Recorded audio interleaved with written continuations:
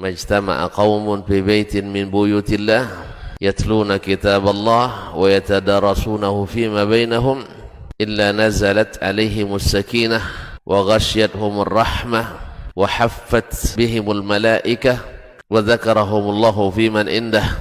Tidaklah suatu kaum duduk di salah satu rumah Allah membaca ayat-ayat Allah dan sama-sama mempelajarinya kecuali turun kepada mereka as-sakinah, ketentraman dan kenyamanan.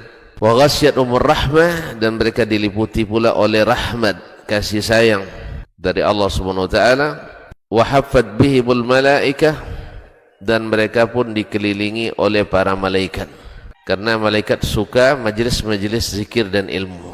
Wa dzakarahumullahu fiman indah, dan Allah akan banggakan sebut-sebut mereka di kalangan malaikat-malaikat yang ada di sisinya, di masyarakat atas. Mudah-mudahan kita termasuk yang sering disebut-sebut di sisi Allah di kalangan para malaikat, dan di akhir majelis ini mudah-mudahan kita pula mendapatkan seperti yang tersebut dalam hadis qudsi, qumu maghfuran lakum, silahkan berangkat meninggalkan majelis ini dalam keadaan diampuni dosa-dosa kalian.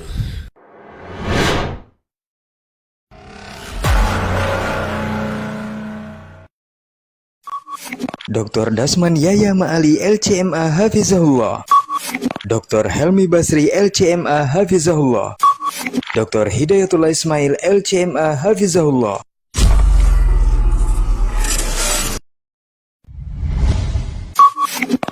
Ikuti dan hadirilah Daurah Ilmiah Islam Safari Dakwah Bangka Belitung. Daurah Ilmiah Islam Safari Dakwah Bangka Belitung. Ustadz Dr. Dasman Yahya Ma'ali LCMA Hafizahullahu Ta'ala. Ustadz Dr. Dasman Yahya Ma'ali LCMA Hafizahullahu Ta'ala.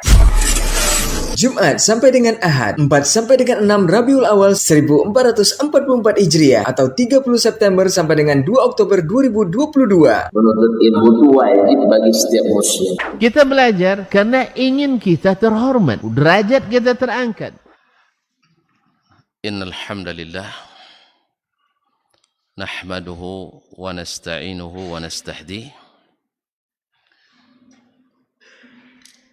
wa nastaghfiruhu wa natubu ilaih.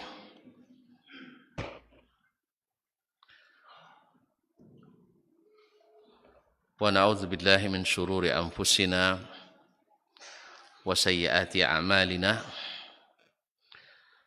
Man yahdihillahu fala mudilla lahu wa man yudlil fala hadiya lahu. أشهد أن لا إله إلا الله وحده لا شريك له وأشهد أن محمدا عبده ورسوله لا نبي بعده. يا أيها الذين آمنوا اتقوا الله حق تقاته ولا تموتن إلا وأنتم مسلمون. يا أيها الناس اتقوا ربكم الذي خلقكم من نفس واحدة وخلق منها زوجها وبث منهما رجالا كثيرا ونساء واتقوا الله الذي تساءلون به والأرحام إن الله كان عليكم رقيبا. يا أيها الذين آمنوا اتقوا الله وقولوا قولا سديدا يصلح لكم أعمالكم ويغفر لكم ذنوبكم ومن يطع الله ورسوله فقد فاز فوزا عظيما. أما بعد فإن أصدق الحديث كتاب الله وخير الهدي هدي محمد صلى الله عليه وسلم وشر الأمور محدثاتها وكل محدثة بدعة وكل بدعة ضلالة. معاشر المسلمين معاشر المسلمات من الآباء والأمهات والإخوان والأخوات والبنين والبنات الحاضرين والحاضرات والمشاهدين والمشاهدات awil mustami'in awal mustami'at. Jemaah duha insyaallah sampai zuhur Masjid Silatul Rahim Bangka Tengah ke provinsi ke Bangka Belitung. Yang saya muliakan, yang saya hormati, yang saya junjung. Alhamdulillah, pagi duha ini menjelang zuhur kita diberikan rahmat oleh Allah SWT.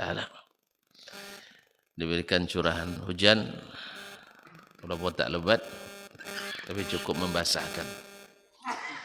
Mudah-mudahan menyejukkan sesejuk hati, sesejuk iman di dalam hati. Allahumma sayyiban nafi'ah, mutirna bi fadlillahi wa bi rahmatih. Salawat dan salam kepada baginda Nabi alaihi salatu wassalam yang sentiasa memulai majlis dengan memuji, memuja dan menyanjung Allah Subhanahu wa taala sesuai dengan kemuliaannya dan dengan puji-pujian yang selayak dan yang dimiliki Allah Subhanahu wa taala.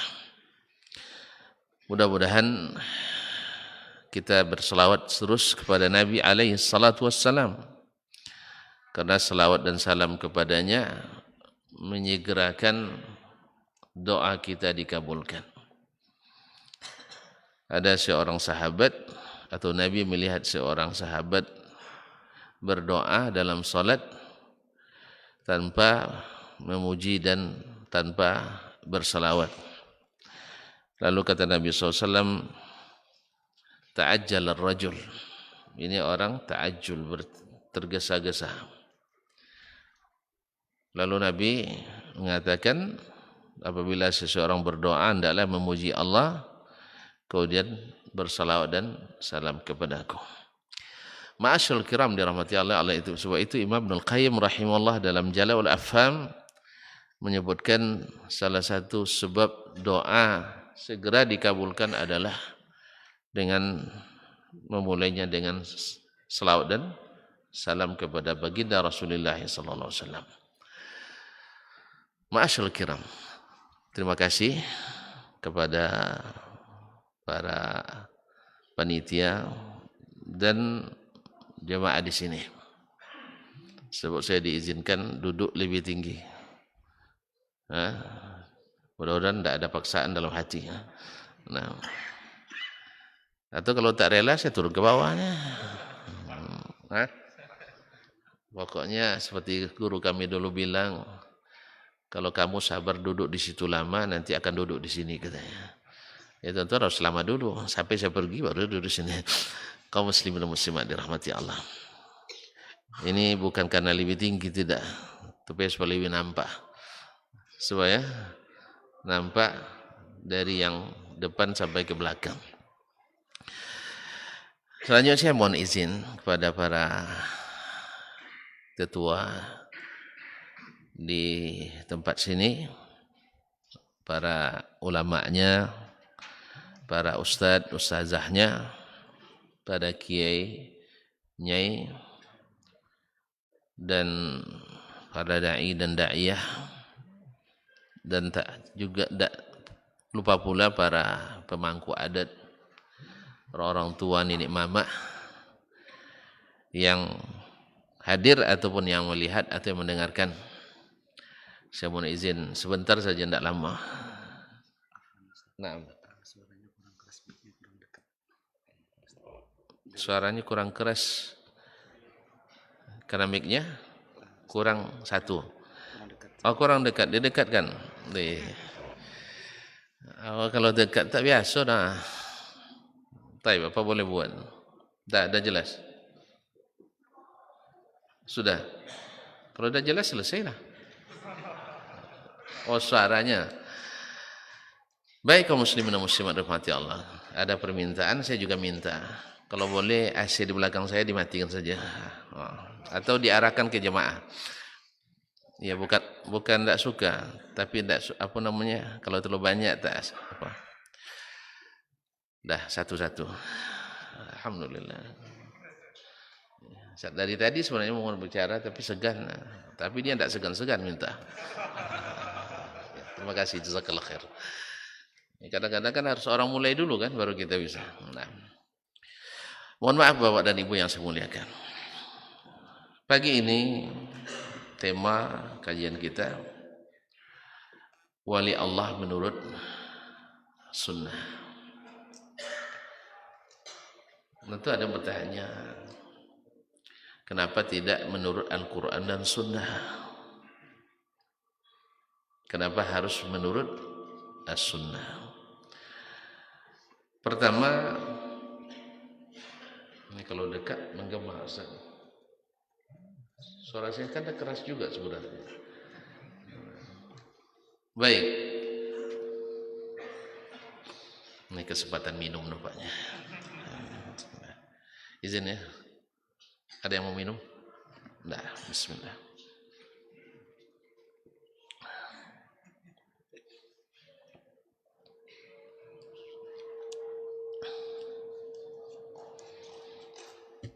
Baik, alhamdulillah.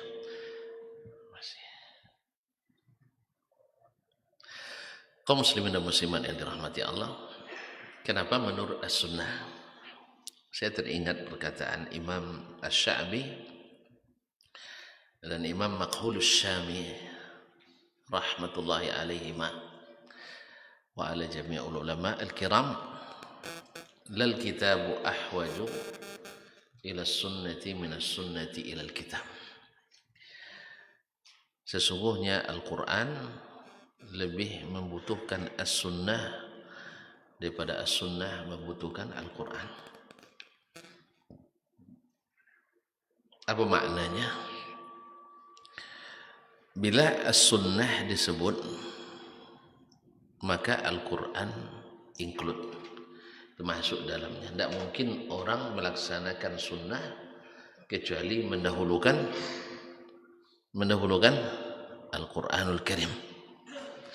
Tidak mungkin orang menerapkan sunnah kecuali wajib mendahulukan Al-Quran, karena sunnah mendahulukan Al-Quranul Karim. Tetapi bila sebaliknya, bila orang mengamalkan Al-Quran tanpa as-sunnah, kalau dia sebut dia ahlul Quran, maka dia belum tentu melaksanakan as-sunnah. Buktinya ada dulu aliran Al-Quraniyin, ahli Al-Quran di India dulu, mereka mengingkari sunnah Nabi sallallahu alaihi wasallam. Ini cikal bakalnya dulu sudah ada di zaman akhir zaman sahabat di Basrah. Mereka mengatakan kepada Imran bin Husain, jangan pakai sunnah hadis terus, tapi pakailah Al-Quran. Bukankah Al-Quran sudah lengkap? Ini bahasa Al-Quran sudah lengkap. Maksudnya supaya Al-Quran itu kalau tanpa as-sunnah bisa memecah. Al-Quran tanpa ditafsirkan dengan as-sunnah bisa memecah. Oleh sebab itulah Umar bin Khattab radhiyallahu anhu dan juga Abu Sa'id Al-Khudri, dan juga dari Abdullah bin Umar dan Abdullah bin Abbas radhiyallahu anhum, mereka mengatakan man hajjaka bil Quran fahajjahu bis sunnah. Siapa yang berhujjah kepadamu dengan Al-Quran, jawab dengan as-sunnah. Apa sebab? Lianna al-Qur'ana zu wujuh. Karena Al-Quran itu multi tafsir. Multi tafsir. Karena dia bersifat mutlak dan banyak bersifat umum. Bisa diarahkan ke sini, bisa diarahkan ke sini. Dari mana kita tahu maknanya? Yang dimaksud adalah melalui sunnah Nabi sallallahu alaihi wasallam. Sebab berapa banyak dari bersebab dan bermula daripada menafsirkan ayat Al-Quran tanpa mengikuti as-sunnah, orang kadang membuat pemahaman yang menyimpang daripada daripada agama ini. Semisal, perlu misal juga, perlu contoh.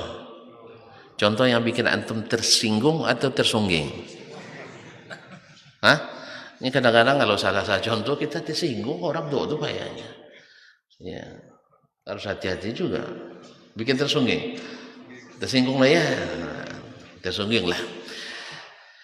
Semisal ada orang nak menyesatkan kita dengan ayat Al-Quran. Contohnya.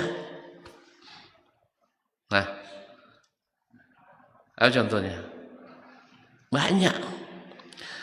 Orang berbuat dosa lalu dengan alasan innallaha ghafurur rahim. Allah Maha Pengasih, Maha Penyayang. Allah Maha Pengasih, Maha Penyayang.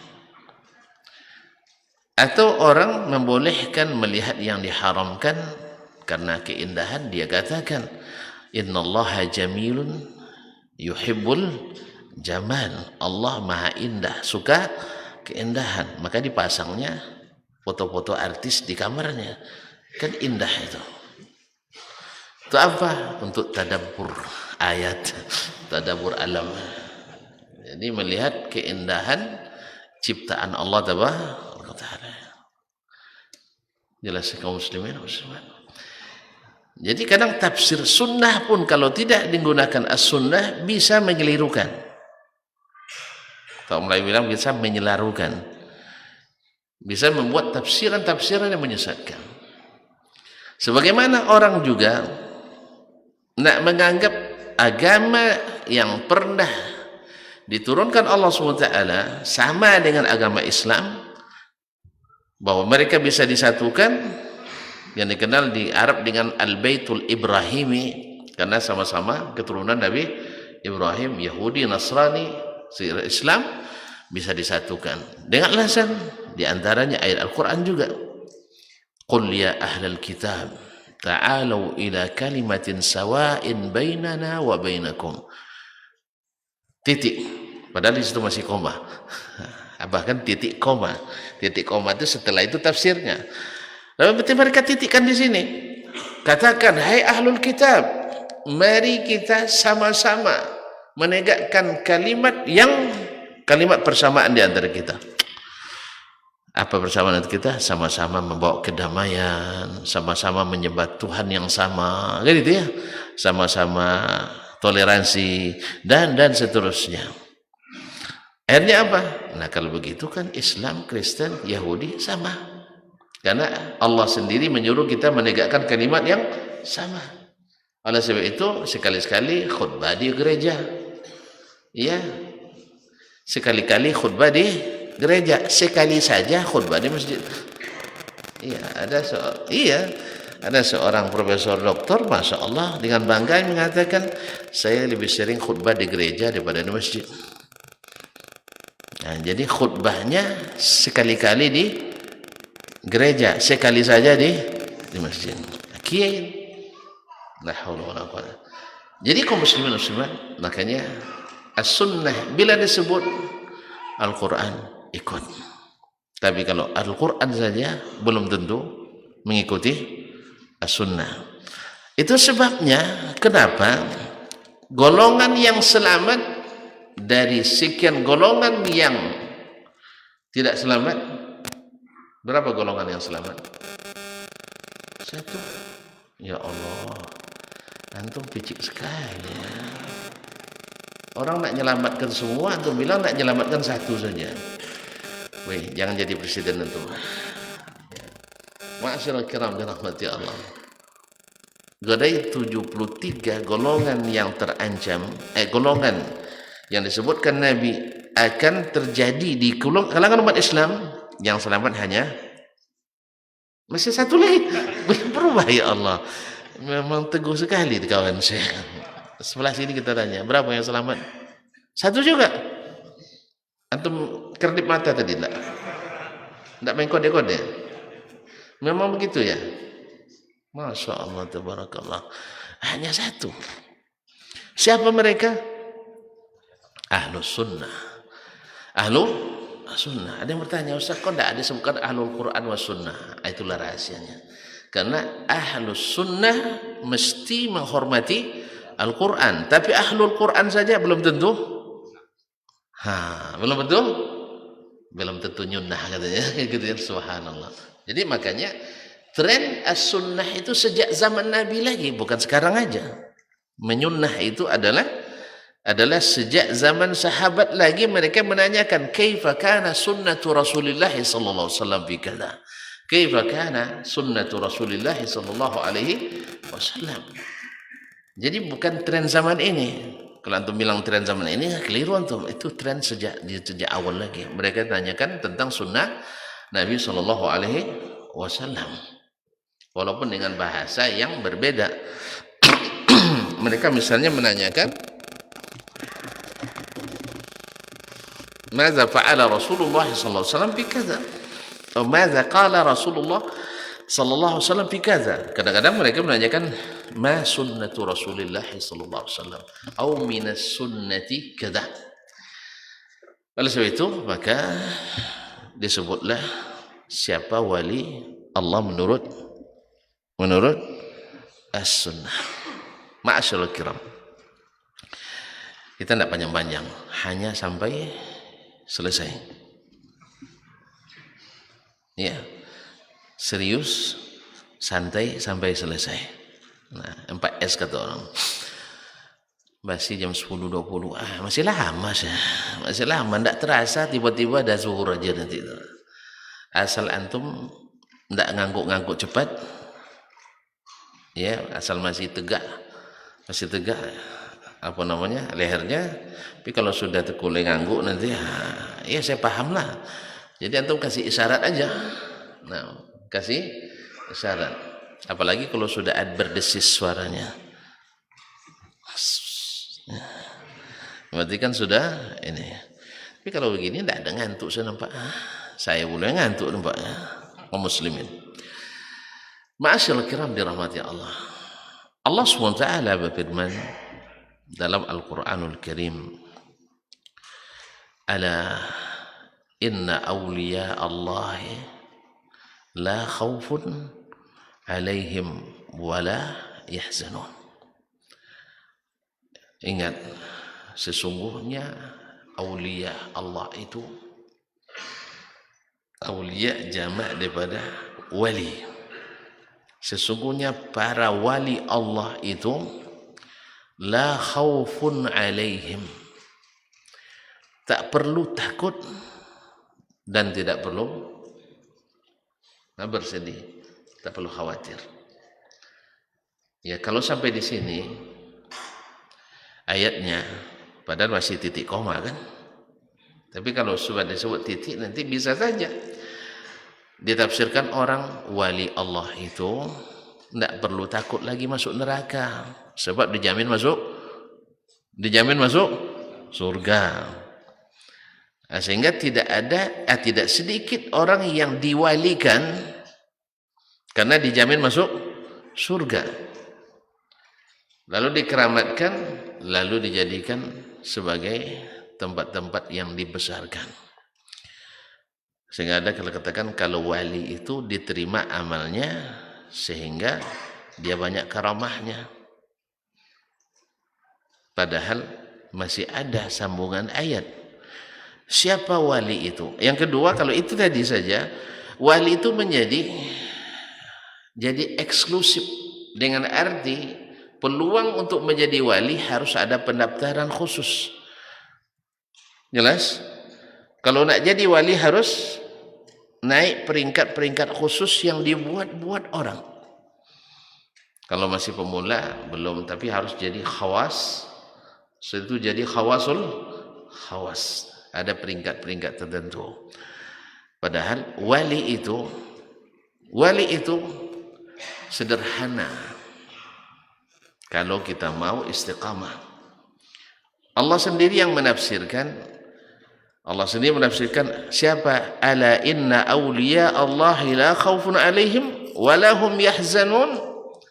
Ingat, sesungguhnya wali Allah itu tak perlu takut, tak perlu khawatir. Siapa? Alladzina amanu.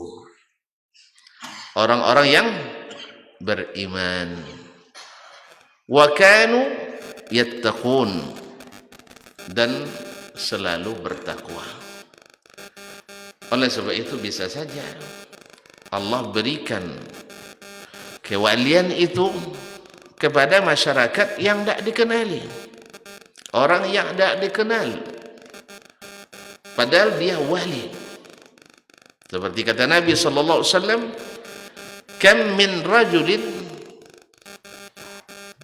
ash'atha aghbar la yu'bahu bihi yuraddu 'ala al-abwab idza aqsama 'ala Allah la abarrahu. Berapa banyak orang, seorang laki-laki yang tampilannya kusut masai dan berdebu, kalau bertamu tidak diterima orang, tapi bila bersumpah kepada Allah, Allah kabulkan permintaannya. Bila dia bersumpah kepada Allah, Allah kabulkan permintaannya. Dia tidak dikenali. Subhanallah. Jadi seorang wali Allah itu bukanlah yang memproklamirkan diri sebagai wali, ya, bukanlah yang harus mempelajari kejadian-kejadian aneh, tidak. Tapi lebih banyak mereka adalah tidak suka dikenali, tidak suka dikenali. Muhammad ibn Munkadir rahimahullah, seorang ulama besar di Madinah di masa tabi'in, dikenal dengan riwayat hadis dari Jabir bin Abdullah ibn Haram al-Ansari. Jabir adalah sahabat Nabi alaihissalatu wassalam. Beliau adalah orang yang di Madinah di masanya yang paling terkenal dengan ibadah dan zuhudnya, dan disebut doanya juga mustajab. Sampai-sampai Imam Malik rahimahullah mengatakan, Imam Malik tahu kan? Tidak tahu juga. Tidak ada Pak Malik di sini. Pak Malik enggak ada. Ada, kalau ada tunjuk tangan. Enggak ada. Alhamdulillah. Nampaknya tidak sampai Imam Malik ke sini. Mazhab di sini mazhab apa? Syafi'i ya? Oh, mazhab Imam Syafi'i. Alhamdulillah. Berarti Imam Syafi'i sampai sini. Iya. Nah, Imam Syafi'i itu murid Imam Malik. Jadi Imam Malik punya jasa pada orang Bangka yang bermazhab Syafi'i. Berarti itu harus doakan juga tuh. Ya, sampai mazhab muridnya sampai ke sini. Mazhab Imam Syafi'i. Imam Malik rahimahullah, bila dia merasakan sedikit futur, itu ada futur, tahu ya apa maknanya, kurang semangat ya dalam menuntut ilmu atau menyebar ilmu atau beribadah, dia sengaja berkunjung ke Muhammad ibn Munkadir. Sebab melihat beliau bersemangat pun menularkan semangat kepada kita. Kita kan juga kaum muslimin muslimat.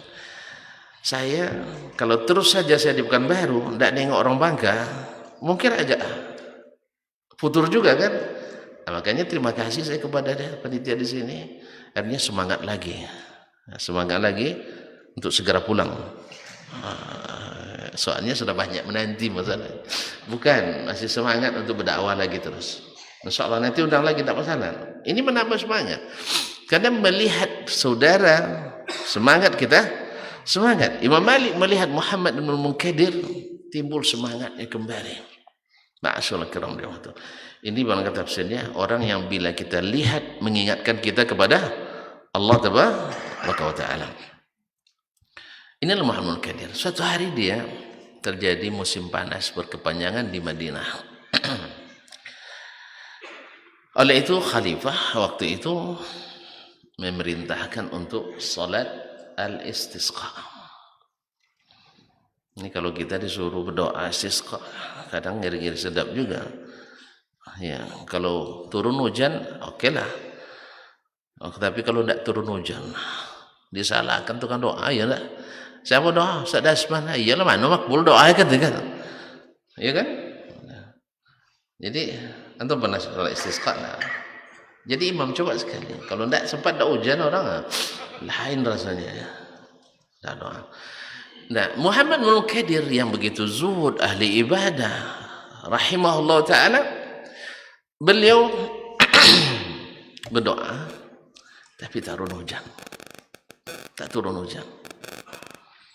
Akhirnya beliau sendiri, jangan-jangan gara-gara saya kurang ikhlas dalam berdoa tadi. Karena di depan orang ramai. Di depan orang ramai. Walaupun tidak semestinya, tidak mesti dia yang salah. Sebab di zaman Nabi Musa, di hadis Sahih Bukhari disebutkan, Musa diperintahkan Allah untuk salat istisqa, berkumpul 70.000 orang di dalamnya. Nabi yang berdoa, Nabi Ulul Azmi, di atas wali lagi. Tetapi beliau tidak dikabulkan doanya, tidak turun hujan. Padahal sudah Nabi yang dapat wahyu, kalimullah Musa alaihissalam. Ternyata di dalamnya ada orang yang bermaksiat.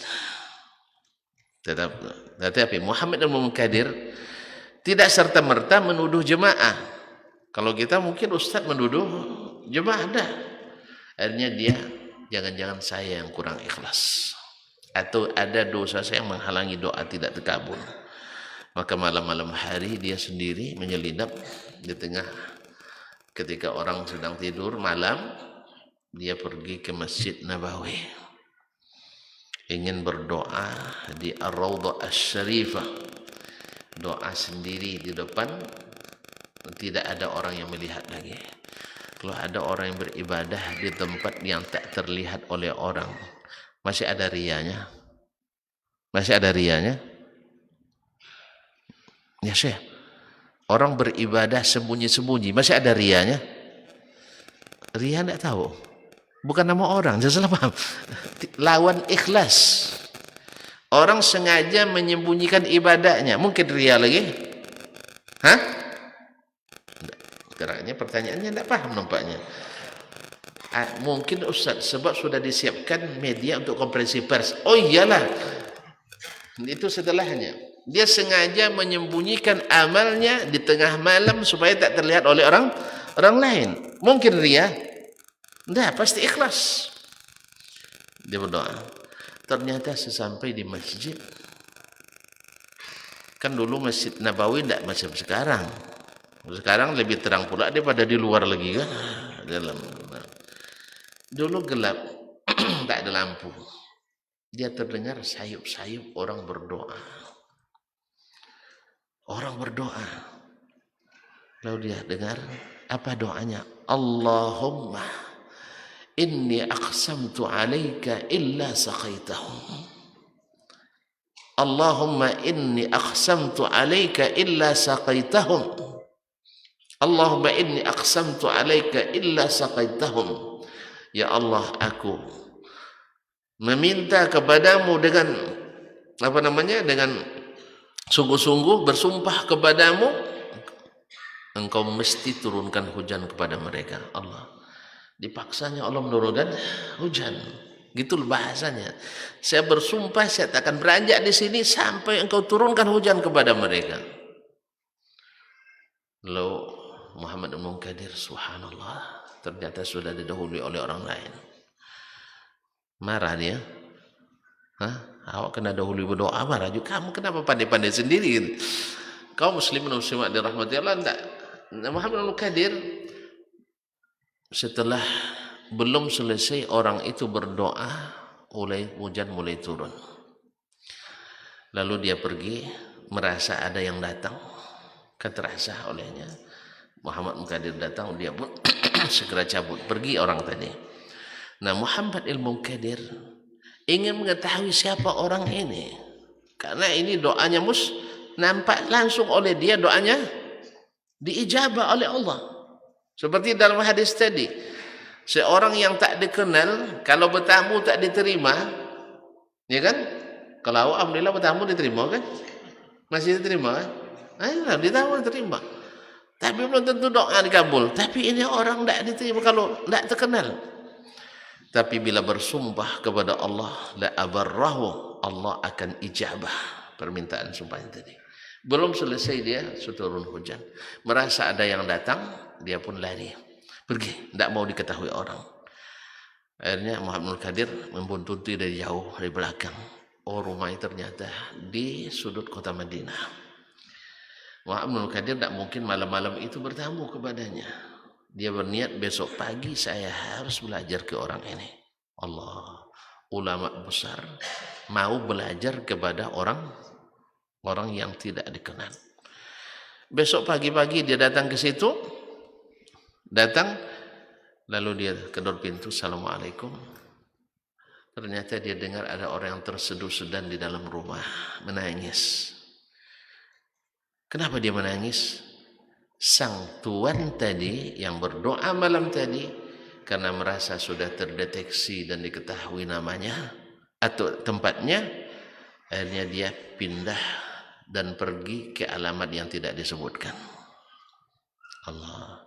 Akhirnya orang rumah itu marah sama Imam Muhammad Ibnul Munkadir. Gara-gara kamu, tuan kami pergi melarikan diri dari rumah ini. Begitulah orang wali yang menyembunyikan amalnya. Disebutkan pula di antara sahabat seperti As'ad bin Surarah radhiyallahu anhu al-Ansari yang ikut dalam Bai'atul Aqabah pertama dan kedua dengan Nabi sallallahu alaihi wasallam. Dalam satu peperangan orang minta kepadanya, ya As'ad, Allah, tolong berdoa kepada Allah supaya la yuriyannallaha aktafahum, supaya kami hanya melihat pundak-pundak musuh-musuh itu. Apa artinya? Kalau yang terlihat pundaknya saja?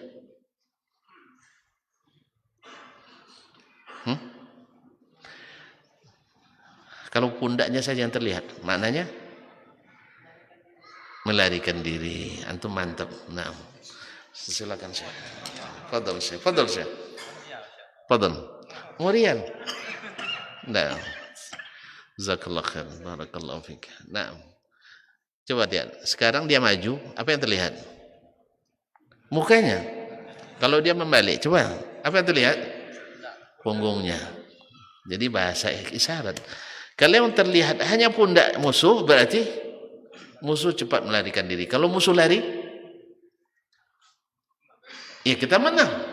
Kalau dia berdoa, Allahumma arina aktafahum, subhanallah, menang. Musuh tak lama melarikan diri. Melihat doanya mustajab, atau biasa pula pasukan besok minta lagi, doa lagi. Subhanallah kaum muslimin dan muslimat. Ternyata kita punya syekh yang bila doanya mustajab, kita tidak perlu perang lama-lama, menang. Kan itu yang diinginkan kan? Ya tidak salah mereka. Akhirnya mereka datang lagi ke As'ad bin Zurarah radhiyallahu taala anhu. Ya As'ad, tolong doa lagi supaya kita diberikan kemenangan, supaya yang terlihat adalah pundak-pundak musuh. Kali ini As'ad sudah merasa ini orang sudah mulai meninggikan saya, mengkultuskan saya. Apa dia doa? Baik, saya berdoa.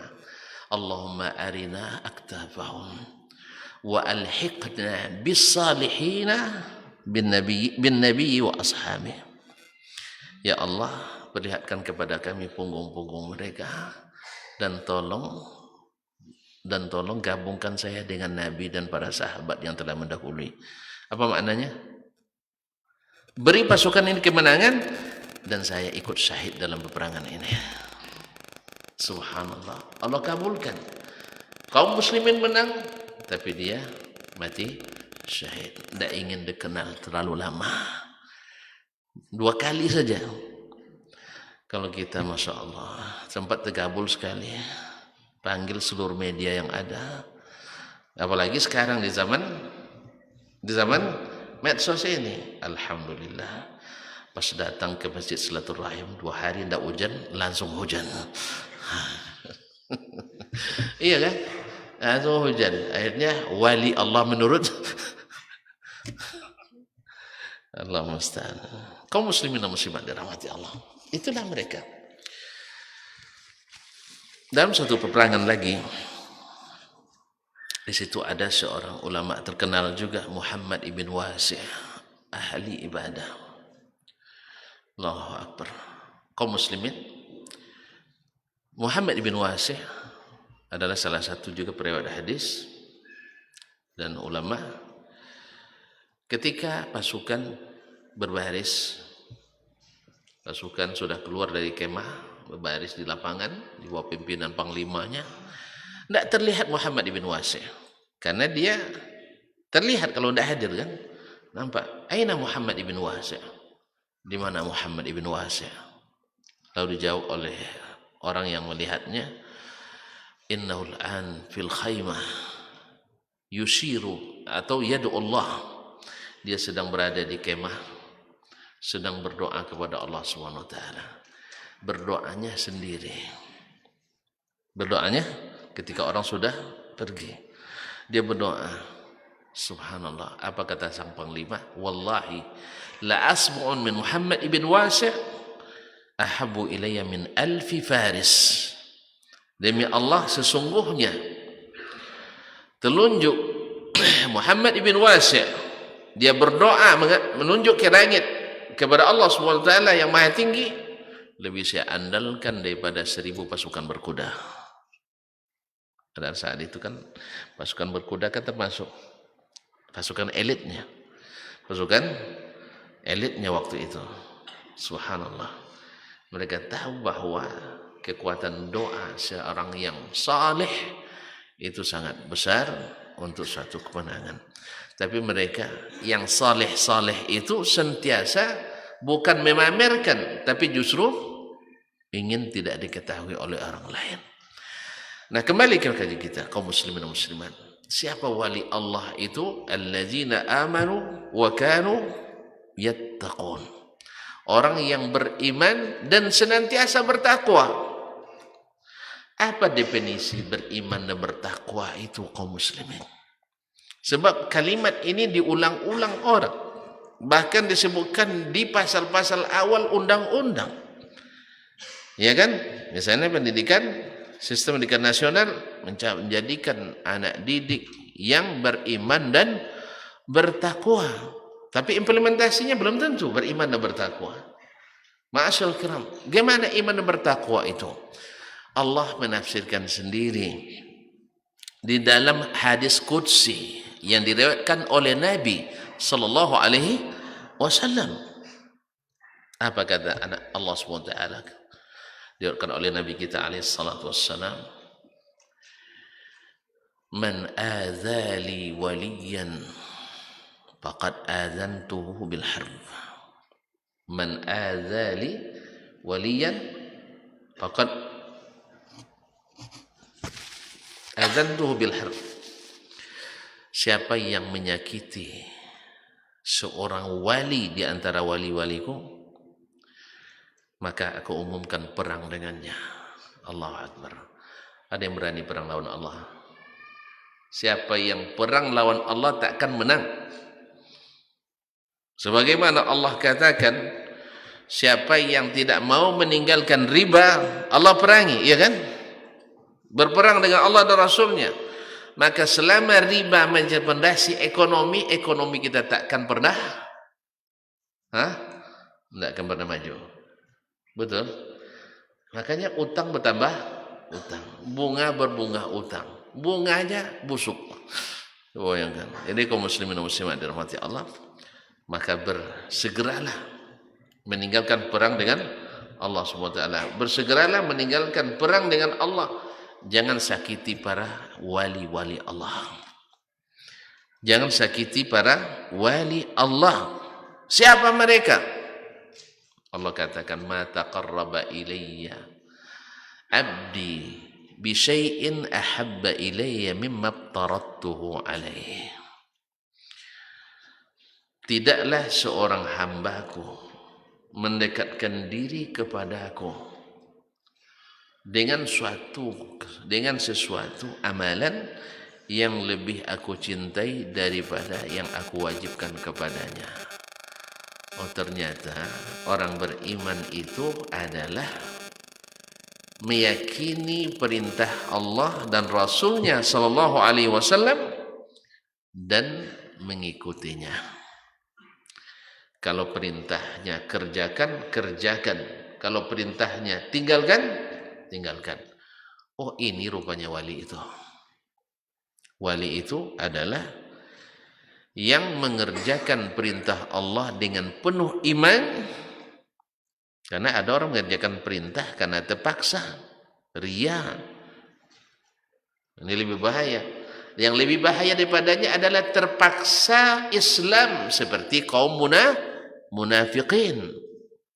Ya, karena dia tinggal di tengah-tengah kaum muslimin sehingga bernama Pak Muslimin.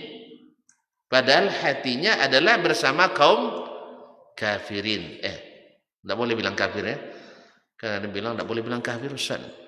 Allah sendiri yang larang katanya. Di mana suratnya? Surat Al-Kafirun. Ada yang bilang tidak boleh berdakwah kafir.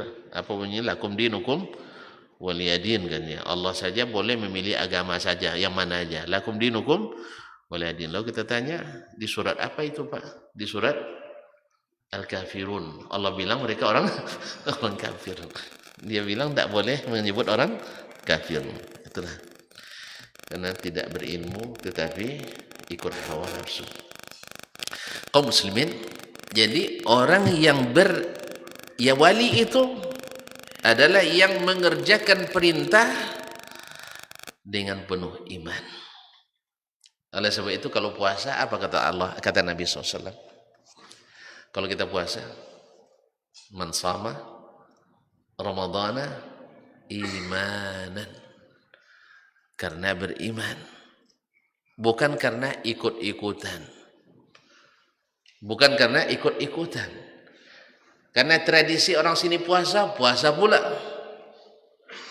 Karena tradisi orang Jumatan, Jumatan pula. Ini belum. Harus imanan, dengan penuh keimanan, sehingga kita mencintainya, sehingga kita mengharapkan kedatangannya dan sedih dengan kepergiannya. Kemudian wahtisaban, dan berharap pahala.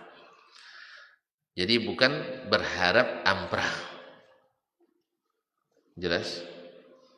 Itu tidak mau amprah. Antum ya kerja di mana? Tidak pernah dikaji ya? Sudah jadi bos barangkali. Kaum muslimin dan muslimat dirahmati Allah. Bukan karena berharap selain pahala. Walaupun diberikan pahala dan selain pahala. Kan bedanya di situ aja. Orang yang berharap pahala lalu diberikan selain pahala, itu tidak masalah. Tapi kalau yang berharap selain pahala berarti karena selain Allah tabaraka wa ta'ala, maka Allah tak berikan. Mungkin yang kita dapatkan adalah yang kita niatkan. Kaum muslimin, kaum muslimat yang dirahmati Allah Subhanahu wa taala. Jadi yang beriman dan bertakwa itu adalah yang melaksanakan yang diperintahkan atau meninggalkan yang dilarang atas dasar iman. Atas dasar iman.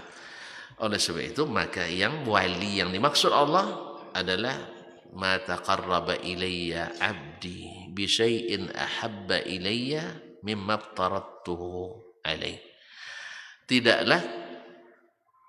Tidaklah ada sesuatu yang paling aku cintai dari seorang hamba yang ingin mendekatkan diri kepadaku dari apa yang aku wajibkan kepadanya.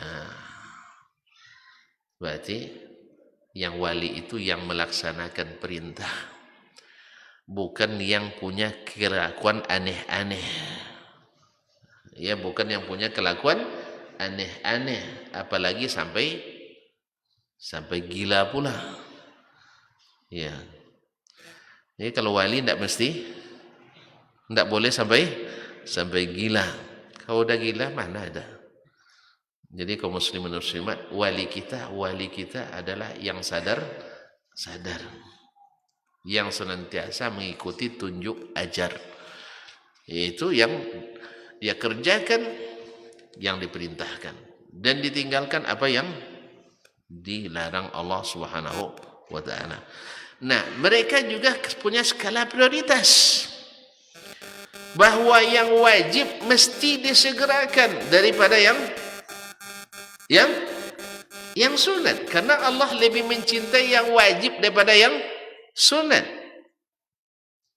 Ada sebagian orang karena mengejar martabat kewalian sibuk dengan berzikir tapi tidak mau hadir sholat berjamaah. Ada macam tidak pernah nengok antum banyak. Nah, dulu saya masa di Jakarta, tinggal di sebuah tempat masjid dengan tempat tinggal kami satu dinding. Ada sekelompok orang, masya Allah, sampai tidak tidur malam baca selawat. Pasti kan ada tujuannya supaya jadi orang hebat. Mungkin bisa bertemu Nabi langsung, ya, bertemu Nabi langsung itu. Cuman subhanallah, kapan datangnya ke masjid, selesai orang berjamaah mereka datang. Ada pula ustadz yang bawa, tentu ada ustadznya. Setelah itu menjelang subuh, setengah jam menjelang subuh mereka bubar. Di sholat isya tidak nampak, di sholat subuh terlelap. Soal sholat tidak sholat saya tidak tahu, itu urusan mereka. Yang jelas di masjid sholat isya nggak ada, sholat subuh juga nggak ketemu. Ini dicintai Allah atau dimurkai Allah? Ustaz, gara-gara mengerjakan yang sunat, andainya sunat nih, andainya sunat, kan sholawat kan sunat cuma kan, lalu meninggalkan yang wajib, yaitu apa? Sholat berjamaah di masjid. Makanya berkata sebagian ulama as-salaf mengatakan man syaghalahu al-fara'id anil nawafil fahuwa ma'zur, wa man syaghalahu an-nawafilu anil fara'id fahuwa maghrur. Apa terjemah Ustaz? Mantu ngangguk nampaknya. Man syaghalahu al-fara'idu 'anil wa nawafili fahuwa ma'zur. Wa man syaghalahu an-nawafil 'anil fara'idi fahuwa maghrur. Siapa yang disibukkan oleh yang wajib lalu tertinggal sunat, ini ada uzurnya. Walaupun tidak boleh tinggalkan sunat juga sebenarnya. Ya, rugi. Tapi uzurnya ada. Apa sebab? Maaf Pak, saya tidak bisa bikin yang sunat. Apa sebab? Saya wajib.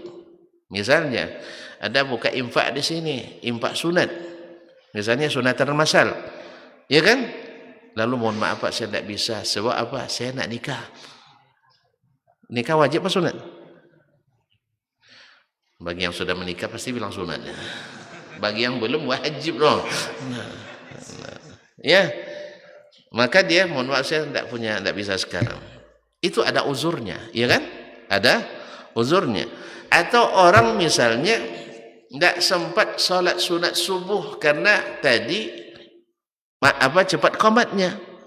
Lalu dia kan kalau sudah sholat wajib tidak boleh lagi sholat sunat. Akhirnya dia dahulukan yang wajib, tinggal yang sunat. Namanya ma'zurun. Ada uzur syar'inya. Jelas? Tidak bayar zakat. Sebab apa? Tidak sampai nisab. Tidak sampai nisab. Tanpa wajib, tidak wajib dia. Nah, jadi kaum muslimin dan muslimat ada uzurnya. Jelas? Ada uzurnya. Tapi siapa yang disibukkan oleh yang sunat sampai meninggalkan yang wajib, maka orang ini maghrur. Ini orang tertipu. Banyak juga kita lihat orang, masya Allah, pas zikir jama'i ramai-ramai misalnya, sebutlah misalnya silaturahim berzikir dari waktu duha sampai jam 11. Pas zuhurnya pulang semua. Pas zuhur pulang. Apa yang terjadi? Dah zikir tadi, rezeki dah terjamin banyak. Sebab yang siapa sholat duha murah, siapa yang sholat duha murah rezeki katanya. Tidak tahu dia bahwa sholat zuhur lebih mana yang lebih memurahkan rezeki? Sholat zuhur atau sholat duha? Salat zuhur. Karena Allah lebih suka antum salat zuhur, ya, walaupun tinggal duha. Tapi tidak nyuruh meninggalkan duha, jangan salah paham. Nah, nanti ada sambungan hadisnya lagi. Andainya karena duha kita tinggalkan salat zuhur, tidak usah duha. Ada orang yang tidur setelah maghrib, cepat tidur, nak salat tahajud katanya. Nak salat tahajud, isya nak bangun. Kalau gitu tidak usah tahajud dulu, selesaikan yang wajib dulu. Sama kita juga di sekolah misalnya, Pak, saya nak bayar sumbangan apa nih, ada anak yatim yang perlu dibantu. Pak, SPP anak bapak sudah 8 bulan tidak bayar katanya. Ini aja lah dulu, bisa? Dia SPP anaknya 8 bulan, enggak. Habis itu dia nak bantu anak yatim pula. Karena ibu anak yatim itu janda pula. Ya, ibu anak yatim kan janda kan? Enggak paham. Nah, kepala sekolah apa bilang? Bapak enggak usah nyumbang dulu, selesaikan SPP kan wajib. Nyumbang ini ya sunat. Jadi siapa yang disibukkan oleh yang sunat meninggalkan yang wajib, ini maghrur.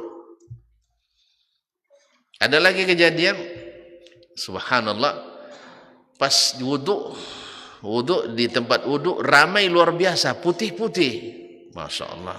Putih kan lambang suci kan, iya kan? Putih kan lambang kesucian. Nabi suka warna putih memang, pakaian warna putih. Pas lah salat maghrib, masuk masjid, enggak ada orang. Yang cerita bilang, yang saya lihat tadi manusia apa jin katanya. Dikiranya jin, ramai sekali, ramai. Tapi pas masjid, kan tidak banyak orang yang sholat jemaah. Kemana orang tadi wudhu? Wudhunya di masjid. Nah, rupanya selesai sholat maghrib, keluarlah kawan tuh, tengok kuburan ramai orang. Rupanya ziarah kubur dulu. Ziarah kubur hukumnya sunat. Kalau sholat maghrib wajib. Sholat di kubur, gini tuh. Kaum muslimin dan muslimat, antum disuruh sholat di masjid oleh siapa? Allah, Rasulullah sallallahu alaihi wasallam. Tapi mereka ternyata sibuk mengejar ziarah kubur karena ada kuburan sunan. Titik-titik. Nah, ada sunan di situ. Akhirnya mereka rupanya lebih khawatir meninggalkan ziarah ke kuburan keramat daripada salat maghrib berjamaah, walaupun wudhunya di masjid. Coba bayangkan. Ini orang seperti ini, apa namanya tadi katanya? Tertipu, maghrur. Ya, mengejar yang kecil, meninggalkan yang besar. Jelas ya? Dia nampak rusa 5 ekor, nampak marmut 1 ekor. Kejar marmut, tahu marmut? Enggak ya, kancil. Enggak jago tahu. Kelinci. Nah, kelinci dah tahu kelinci dah. Mana yang lebih besar, rusa pada kelinci? Hah? Terus antum kejar rusa apa kejar kelinci? Rusa. Rusa. Enggak tahu rusa ya. Mana yang besar, rusa apa kelinci? Masih tengok kan lah rusa sama kelinci. Mana yang lebih besar? Rusa. Mana yang lebih enak? Rusa. Tapi gara-gara rusa, gara kelinci yang satu, antum kejar kelinci ini cantik mana-mana, cantik bentuknya. Rusa kan bercabang-cabang tanduknya kan tidak cantik nampaknya. Akhirnya dikejarnya kelinci. Akhirnya rusa dia tinggalkan. Jadi mengejar amalan-amalan yang kadang-kadang belum tentu disyariatkan, meninggalkan yang jelas-jelas disyariatkan. Yang seperti ini namanya maghrur. Mungkin jadi wali yang seperti ini. Mungkin, tapi bukan waliur rahman, tapi wali. Antum yang bilang, tidak saya. Makanya Imam Syekhul Islam Ibnu Taimiyah rahimahullah menulis kitab dengan judul Al-Furqan Baina Awliya'ir Rahman wa Awliya'is Syaitan. Pembeda antara waliur Rahman, wali Allah yang Maha Pengasih, dan walinya syaitan. Adapun waliur Rahman, ini yang kita sebutkan sifatnya tadi. sibuk melaksanakan yang wajib, kemudian ditambah dengan yang sunat. Bukan sibuk karena yang sunat, meninggalkan yang wajib. Kan banyak, karena mengejar amalan-amalan yang diada-adakan, bukan yang Allah wajibkan dan syariatkan, meninggalkan yang disyariatkan bahkan diwajibkan. Seperti yang katakan tadi, orang berwuduk ramai-ramai, rupanya bukan untuk solat, tapi untuk salawat. Ustaz, padahal waktu solat maghrib katanya pendek. Untuk solat maghrib katanya pendek. Jadi kaum muslimin dan muslimat dirahmati Allah, ini maghrur. Tadi katakan duha rajin berjamaahnya. Kenapa? Ramai, tandanya rajin. Tapi pas zuhur hilang. Kadang-kadang menjelang zuhur tinggal 1/4 jam lagi pada pulang. Andainya zuhur lebih banyak, duha sedikit, kita gembira. Tapi duha lebih banyak, zuhur kosong, kita wajib sedih. Apa sebab? Ini orang-orang maghrurun, seperti kata ulama tabi'in tadi, maghrur, tertipu. Jelas ya? Ibarat tahu menjualan bengalih, tahu? Jualan pedagang, tahu kan? Kalau di Masjid Silaturahim untungnya omsetnya per hari 2.500.000. Tempatnya lapang, ya kan? Lalu diantum di tempat yang lain misalnya omsetnya 250.000, tempatnya sempit. Lalu disuruh pindah, Anda lebih enak di sini. Antum tertipu atau tidak? Tertipu. Di sana 2.500.000 laku, sekarang di sini 250. Apa sebab? Di sini bagaimana ya? Di sini teduh tempatnya, di sana panas misalnya. Allah musta'an. Maghrur. Mana yang lebih banyak pahala yang wajib atau pahala yang sunat? Yang wajib ya. Allah musta'an. Andainya ada orang kerja di kantor, ya ada lembur, ada waktu aktif.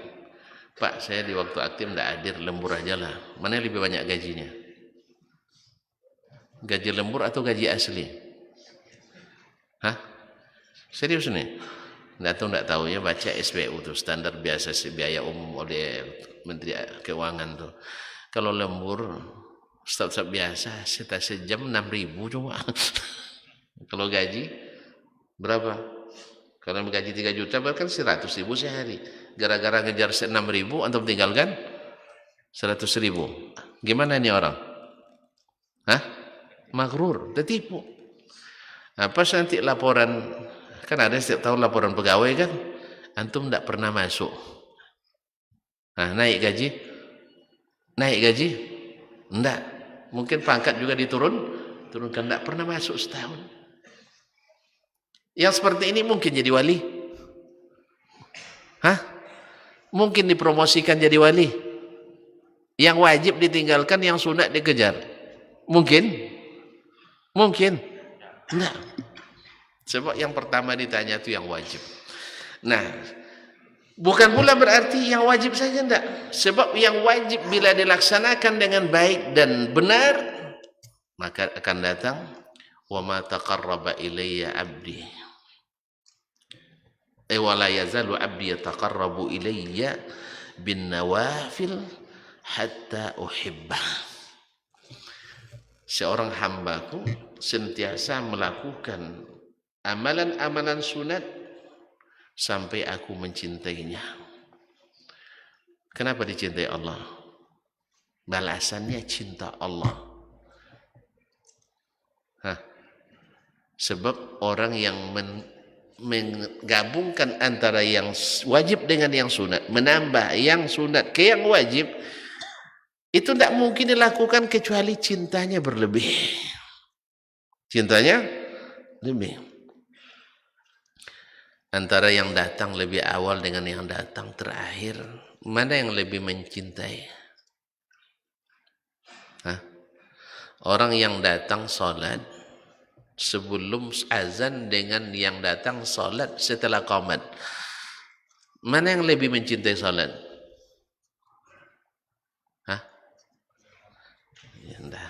tentu udah mulai melemah semangat nampak. Hah? Pasti yang datang lebih awal lebih cinta. Buktinya dia bersemangat. Antum kalau datang orang yang kau cintai, semangat enggak menyambutnya? Semangat kan? Kalau enggak dicintai, kalian aja lah pergi katanya. Ya kan? Kalau bersemangat atau sedang cinta pada orang rumah, orang istri misalnya, itu semangat pulangnya menggebu-gebu.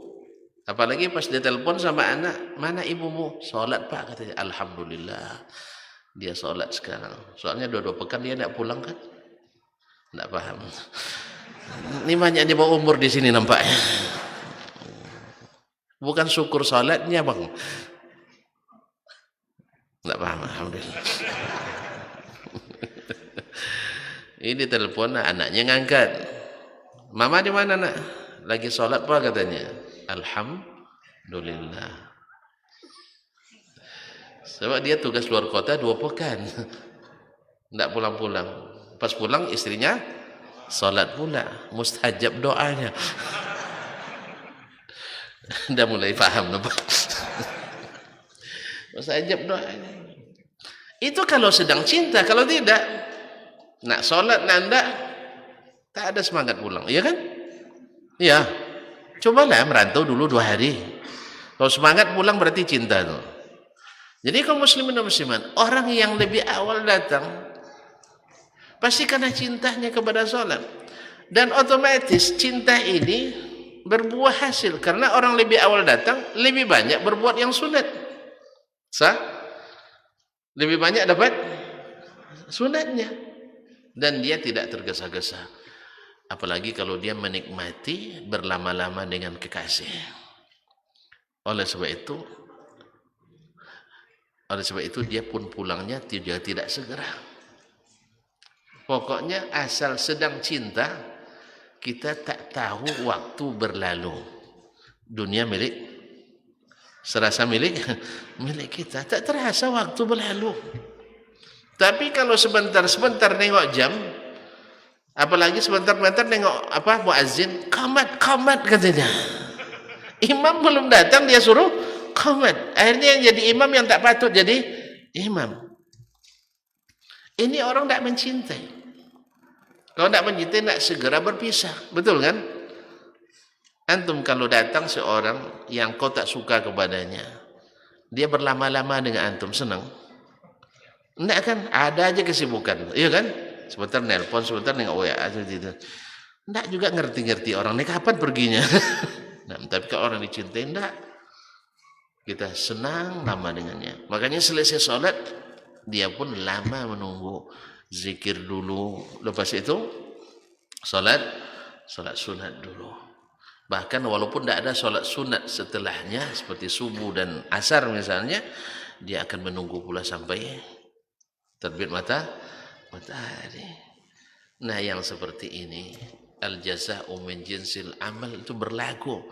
Seperti kau bersikap seperti itu, kau dapat pahalanya, balasannya. Ketika kau mencintai Allah dengan melaksanakan perintahnya, maka Allah mengatakan hatta uhibbah.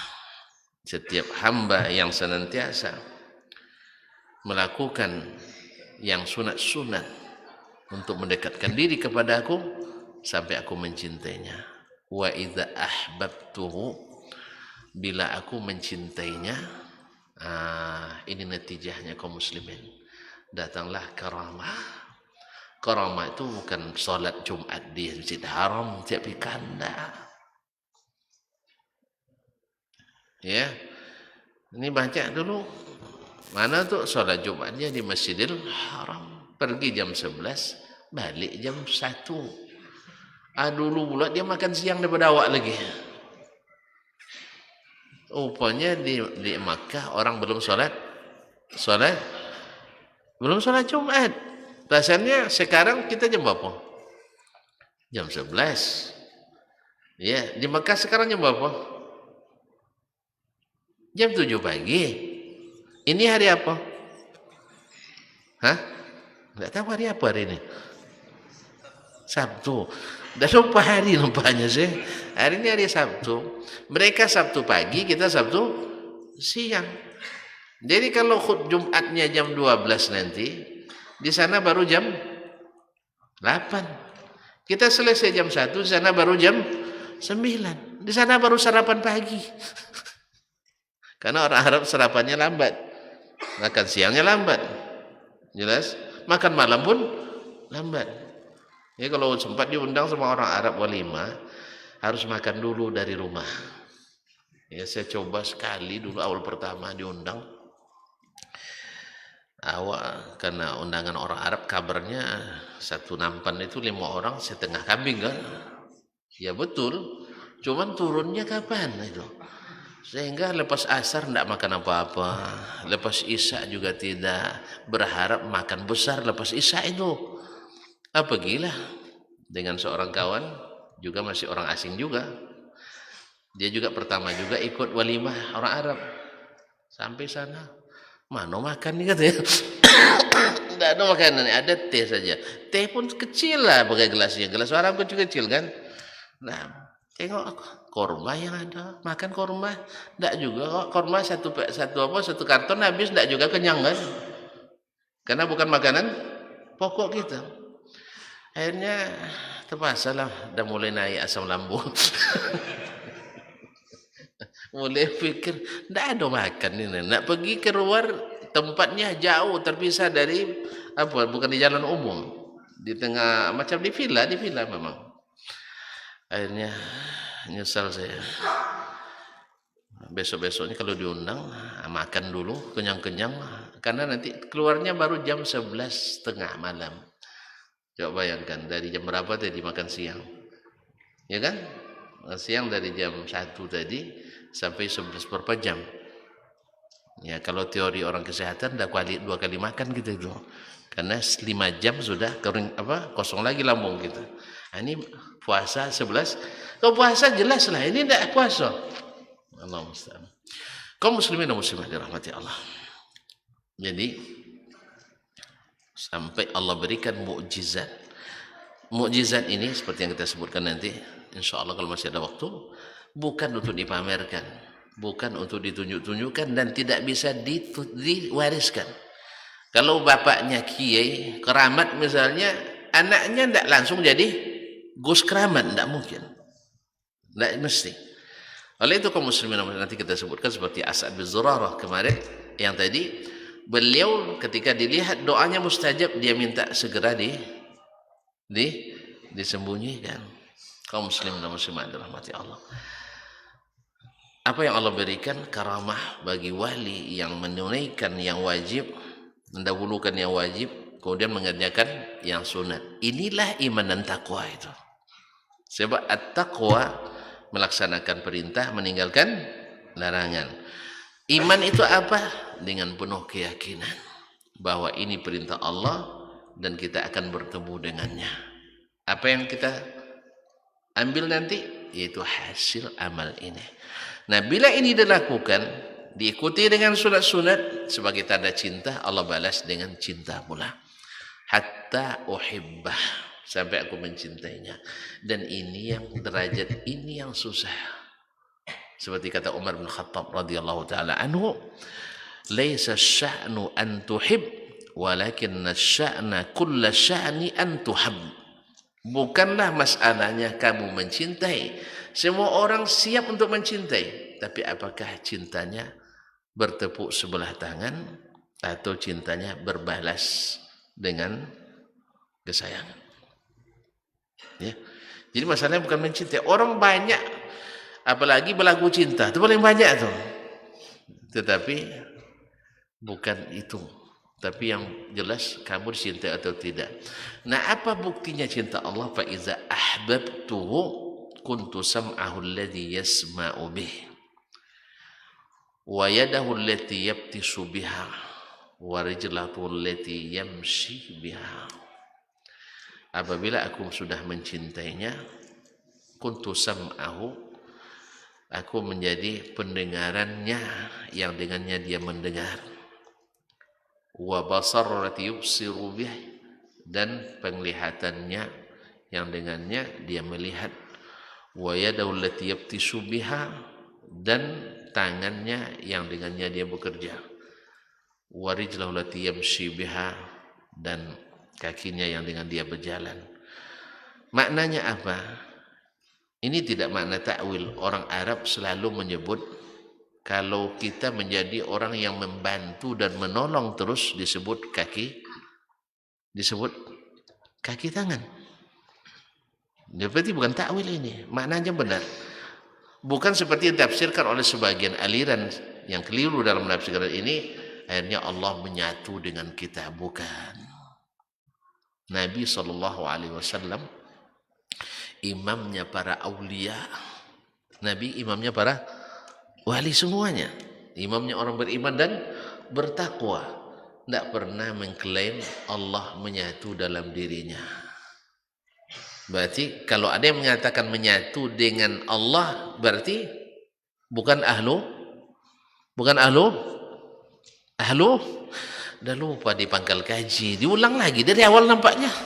Bukan lagi ahlu as-sunnah. Kan tadi dah bilang Nabi itu adalah sunnah, sah? Jadi kalau Nabi tak pernah mengklaim bahawa dia menyatu dengan Allah, berarti dia yang mengklaim menyatu dengan Allah namanya ahlu non sunnah. Ya, bukan ahli sunnah. Apa sebab? Sebab pemilik sunnah itu yaitu Rasulullah sallallahu alaihi wasallam, dia wali apa tidak? Wali apa tidak? Nabi wali. Makanya siapapun yang memerangi Nabi diperangi Allah SWT.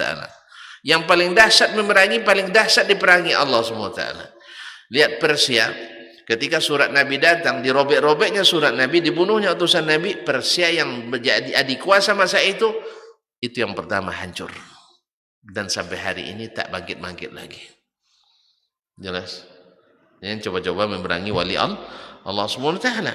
Tapi apakah Nabi yang tadi wali Allah menyatakan Allah menyatu dengannya? Tidak. Berarti hadis ini bukan maksudnya Allah menyatu dengan kita, tetapi Allah memberikan taufik kepada kita, membimbing sehingga matanya tak melihat kecuali yang diridai Allah, dan mata dengannya tak mendengar kecuali yang disukai Allah, kakinya tak melangkah kecuali ke tempat yang diridai Allah, dan tangannya tidak mengambil dan bekerja menyentuh kecuali yang diizinkan Allah. Dengan demikian semakin cinta Allah kepadanya. Saya ulang kembali.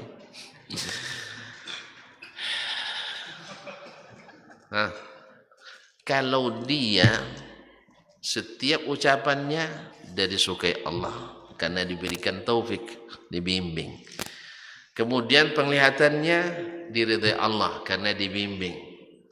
Langkahnya disukai Allah karena dibimbing. Terus dan dia ikut itu semuanya, Allah semakin cinta, makin cinta. Makanya apa hasil akhirnya? La in sa'alani la u'tiyanna. Bila dia minta kepadaku pasti aku beri. Itulah makanya doanya tadi mustajab. Mustajab doanya. Karena Allah berjanji kalau dia meminta aku beri. Walan in ista'azani la u'idzannah. Bila dia minta perlindungan kepadaku, maka aku berikan perlindungan. Lihat kaum muslimin. Wali itu bukan diminta kepadanya, tapi dia meminta kepada Allah. Jelas? Makanya adalah keliru ketika seorang dianggap sebagai wali, orang meminta kepadanya. Berarti bukan wali Allah, tapi wali antum yang bilang wali syaitan. Ya. Andainya dia mengajarkan itu kepada muridnya, dia wali syaitan. Tapi kalau dia sebenarnya tidak pernah mengajarkan itu, seperti para nabi kan tidak pernah mengajar itu, kalian minta kepada saya, ya kan? Tapi mereka setelahnya pengikut-pengikut yang meminta kepada mereka, maka yang meminta ini mengikuti jalan syaitan. Jadi lihat, wali yang dikatakan Allah itu tetap memintanya kepada Allah. bukan dia yang punya kuasa sendiri.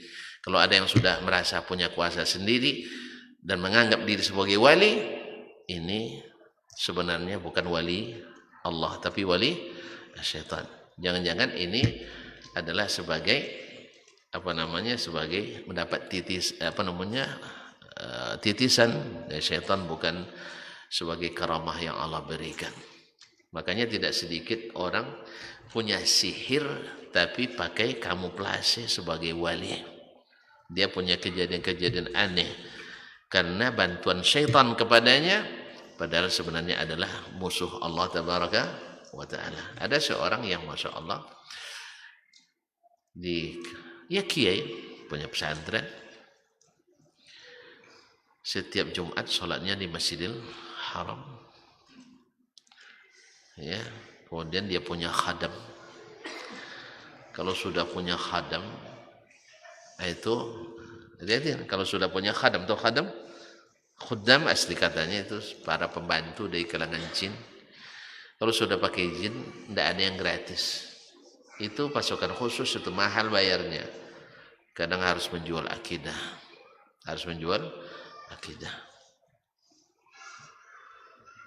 Itu dengan sujud kepadanya.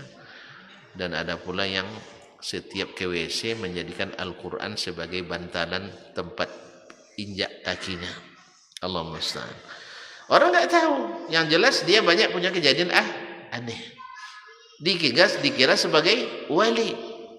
Akhirnya yang tertipu adalah masyarakat umum.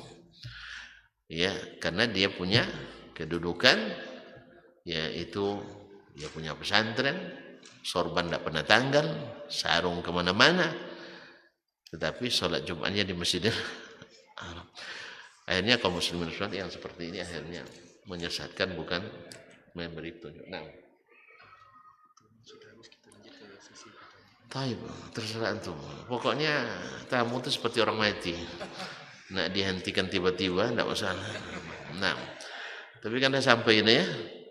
Sebelum saya tutup, jadi ciri wali Allah itu seperti yang disebutkan oleh Syekhul Islam rahimahullah. Satu, kewalian itu tidak bisa dituntut. Kalau pakai ada pelajaran khusus untuk jadi wali atau pendaftaran khusus jadi wali, itu bukan wali Allah tapi wali syaitan. Yang kedua, bahwasanya karamah itu bukan dari orangnya, tapi diberikan oleh Allah pada waktu dibutuhkan. Yang ketiga, jadi bukan suatu keahlian. Karamah itu bukan keahlian, tapi adalah pemberian dan karunia. Di saat dibutuhkan datang. Yang keempat, bahwa itu diminta kepada Allah, bukan hasil karya seorang wali. Karamah itu adalah diminta kepada Allah, bukan karya seorang wali. Yang kelima, wali Allah itu tidak diwariskan. Cucu jadi datuk jadi wali, cucu belum tentu, anak tidak. Tergantung tadi kalau mereka mendekat dengan Allah SWT dengan kewajiban yang dia laksanakan, sunat-sunat yang dikerjakan, lalu Allah SWT menilai dia orang yang layak untuk dimuliakan dengan karamahnya, tetapi tidak diwariskan. Jadi tidak ada istilah asal mbahnya kiai, anaknya cucunya jadi gus, langsung tidak. Nah, jadi kaum muslimin dan muslimat dirahmati Allah. Dan sekali lagi, itulah ciri daripada wali Allah. Dan kalau tidak, mungkin saja bukan wali Allah Subhanahu wa ta'ala. Jadi tidak dipelajari, tidak diturunkan, tidak dititiskan, dan tidak diwariskan. Tetapi masing-masing Allah berikan kepada siapa yang dikehendakinya sesuai dengan prestasi dan dedikasinya dalam beribadah kepada Allah Subhanahu wa ta'ala. Jadi waktu sudah dibatasi. Ya, apa boleh buat, saya harus menyerah. Ya, pasrah tapi tak. Nah, pasrah tetap rela. Terima kasih atas yang waktu yang diberikan. Habis itu saya tutup aja. Oh, ada pertanyaan, masih banyak rupanya. Ada. Ini pertanyaan yang banyak nih. Nah, silakan. Saya duduk tetap di sini. Tetap di sini. Ayolah. Kan tadi tergantung perintah. Wait, pilihkan yang mudah-mudah ya. Pilihkan yang mudah-mudah. Bukan yang mudah-mudah, yang mudah-mudah. Pakai hana. Juga mengakhirkan kepada Ustaz yang telah menyampaikan intinya, semoga apa yang disampaikan dapat memberikan manfaat kepada kita semua di dunia dan di akhirat. Amin. Dan sesi selanjutnya kita sesi tanya jawab. Ada beberapa pertanyaan yang telah sampai kepada kami. Untuk pertanyaan yang pertama, Ustaz, kenapa saat ini banyak orang yang mengaku wali Allah dan bagaimana caranya kita menyikapi orang-orang yang mengaku wali Allah tersebut? Baik, barakallahu fikum. Kenapa orang banyak nak jadi wali sekarang? Ya karena zaman sekarang orang banyak nak berilmu sehingga mudah untuk ditipu. Oleh sebab itu maka tetaplah mengaji terus supaya tidak tertipu. Kabarnya untuk siap-siap menghadapi Dajjal nanti. Nah, ma'asyiral kiram dirahmati Allah SWT. Bagaimana menyikapinya? Sikapi dengan ilmu. Kalau benar seperti ciri yang disebutkan oleh para ulama, benar seperti yang Allah dan Rasul sebutkan, dia taat pada Allah sesuai dengan perintah Allah, bukan taat yang dia inginkan, tapi taat yang Allah perintahkan. Kita beragama ini tidak seperti yang kita inginkan, tetapi seperti yang diperintahkan. Keyakinan kita seperti yang dikabarkan, bukan yang seperti yang kita pikirkan. Banyak orang nak meyakini akidah sesuai yang dia pikirkan, padahal disuruh mengimani yang dikabarkan. Banyak orang nak taat tetapi bukan yang diperintahkan, tapi yang dia inginkan. Jelas tak? Jelas? Nabi saja disuruh istiqamah seperti yang diperintahkan. Wastaqim kama umirta. Ya Muhammad, kamu istiqamalah seperti yang diperintahkan, bukan seperti yang kamu inginkan. Oleh sebab itu ulama menyebut kaidah na'budullaha kama yurid la kama nurid. Kita beribadah kepada Allah seperti yang Dia kehendaki, bukan seperti yang kita inginkan. Jelas? Karena tidak sedikit orang membuat-buat sebuah ibadah lalu dengan itu bisa jadi wali. Makanya kadang-kadang memasarkan itu ada kepentingan-kepentingan duniawi di dalamnya. Wallahu a'lam. Untuk pertanyaan yang kedua, apakah boleh menentukan orang tertentu sebagai wali Allah karena kesolehan dan ketakwaannya, baik yang masih hidup atau sudah meninggal dunia, seperti jika saya mengatakan ulama fulan adalah wali Allah? Barakallahu fiik. Kalau timbangannya benar, ya kita katakan dia wali. Timbangannya benar. Apa timbangannya? Imam Syafi'i rahimahullah mengatakan, andainya saya lihat dia bisa terbang di udara atau berjalan di atas air tidak basah, atau pas hujan tidak kena air, bagi saya itu tidak wali sampai saya lihat bagaimana dia menyikapi sunnah Nabi SAW. Makanya wali itu mengikuti sunnah Nabi SAW. Kalau tidak, maka belum dianggap sebagai wali, seperti kata Imam Asy-Syafi'i rahimahullah. Nah, sunnah di sini kaum muslimin yang menentukannya bukan kita orang-orang yang tidak berilmu, para ulama, sebab ada yang dipahami secara tekstual istidlal nassan, ada yang istinbat yang sah secara hukum syar'i. Oleh sebab itu, karena kan kita tidak memahami semua hukum yang terkandung dalam sebuah nas, maka yang menghukum bukan semua orang, tapi adalah ulama yang Allah berikan otoritas ilmu yang cukup untuk memberikan penilaian. Masa antum tidak pandai bahasa Arab tiba-tiba mengatakan Ustaz Dasman paling pandai bahasa Arab se-Indonesia? Ya, yang nilai siapa? Yang tidak pandai bahasa Arab. Jelas? Oleh sebab itu menilai seorang itu wali atau tidak wali, antum harus lulus pula jadi wali dulu.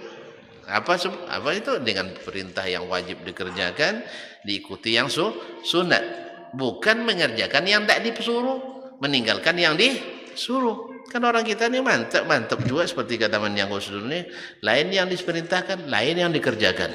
Allah musta'an. Kemudian ada pertanyaan dari akhwat, Assalamualaikum Ustaz, semoga Allah juga menjaga Ustaz dan keluarganya. Amin, amin. Ustaz, saya baru hijrah dan kenal manhaj salaf dan berusaha memperbaiki diri, namun suami saya sampai sekarang masih sulit untuk diajak sholat karena latar belakang keluarga suami jauh dari nilai agama. Saya bahkan sudah sampai ancam cerai jika tidak mau sholat. Saya khawatir dengan dua anak saya yang melihat ayahnya tidak sholat. Jadi bagaimana hukum pernikahan kami jika suami tidak pernah sholat? Mohon nasihatnya. Jazakallahu khairan. Innalillahi wa inna ilaihi raji'un.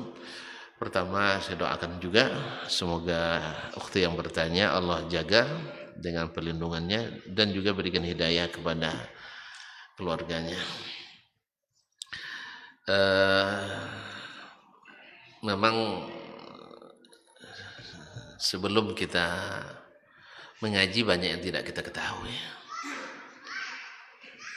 khususnya dalam masalah pernikahan ini. Ya kita dulu menikah dalam kondisi ya karena sudah dianggap mapan, umur dah cukup, piti dah ada, duit dah ada, kan itu aja. Bahkan tidak sedikit menikah ngucap syahadatin aja tak tepat. Nah, ini coba tanya tuan-tuan kawan-kawan yang di KUA, banyak anak kita yang tak pandai bersyahadat saja. Kalau sudah bersyahadat tak pandai, pastikan dia tidak pandai sholat. Karena dengan pandai sholat, syahadat akan lancar. Ini baca syahadat aja lama dia pelatihan P4-nya, apa istilahnya? Yang mau nikah sudah lama tak nikahnya. Yang baru menikah, ada pelatihan dulu apa namanya? Di KUA tuh. Tak tahu juga tonton. Lah, tak ada nikah ya Allah. Tak ada pernikahan di sini nampaknya lagi. Kaum muslimin.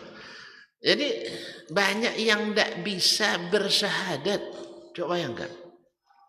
Makanya akhirnya dulu saya kan merasa heran kok banyak KUA itu penyuluh itu sebelum melaksanakan akad membimbing dulu baik wali maupun calon suami untuk bersyahadat. Iya, asyhadu an la ilaha illallah diikuti ya. Kan itu astaghfirullahal azim allazi la ilaha illa huwal hayyul qayyum wa atubu ilaih. Secara fikih ini kan tidak ada nih. Tidak ada aturan-aturan ini secara fikih. Masa orang Islam disuruh lagi bersyahadat, suruh istighfar. Akhirnya saya pikir-pikir ada betulnya juga, khususnya di negeri ini. Sebab banyak di antara wali itu yang tidak salat. Kan wali ada yang tidak salat. Di kita ni wali jangan yang tidak salat, dianggap keramat karena tidak salat. Apa sebab? Dia dapat perintah dari Allah tidak perlu salat. Nah, banyak orang tak solat di kita, baik wali nikahnya maupun yang akan menikah. Maka Pak Wali Hakim, Pak penyuluh ni, Pak KUA, ustaznya, dia mau lepas. Jangan sampai menikahkan orang yang tidak Islam. Maka disuruh lagi bersyahadat. Allahu a'lam, mungkin itu cara pandang beliau itu. Akhirnya saya pun mengatakan, kalau gitu ya jelas. Banyak yang fasik sehingga kalau dia bertobat waktu itu hilang kefasikannya.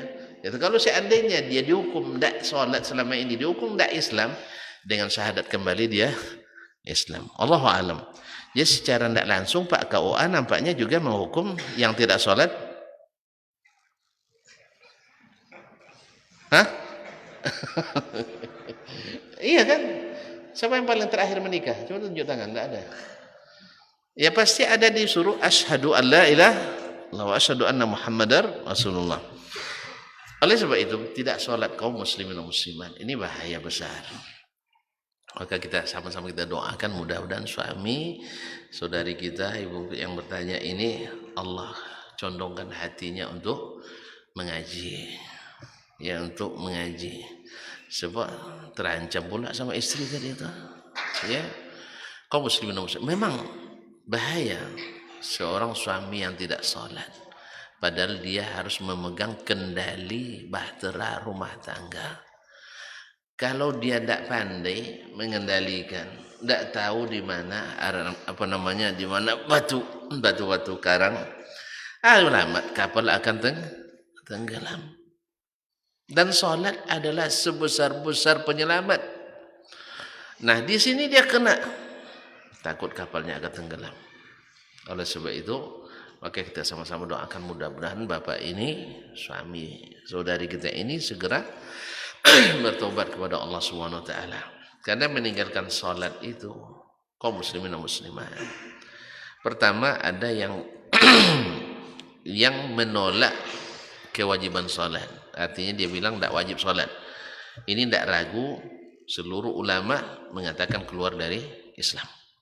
Kalau tidak mengakui kewajiban sholat. Karena sholat itu rukun. Kalau rukunnya dihilangkan berarti runtuh bangunannya. Tidak ada Islamnya lagi.